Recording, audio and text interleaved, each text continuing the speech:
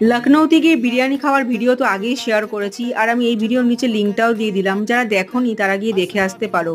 তবে এই বিখ্যাত গালৌটি কাবাবও লখনৌতে এলে মিস করা যাবে না, সেটাও আমাদের বাকেট লিস্টে ছিল। কিন্তু সারাদিন ধরে রোদে ঘোরাঘুরির পরে এত কষ্ট হচ্ছিল যে রেস্টুরেন্টে গিয়ে আর খাওয়ার কোনো এনার্জিই বেঁচে ছিল না। তাই আমরা সবাই মিলে হোটেলে ফিরে এসে ডিনারটা অর্ডার করে দিয়েছিলাম হোটেল থেকেই। বিখ্যাত তুন্ডে কাবাবির থেকে এই মাটন কিমা মশালা, তার সাথে মাটন গালৌটি কাবাব, রুমালি রুটি আর বাটার নান।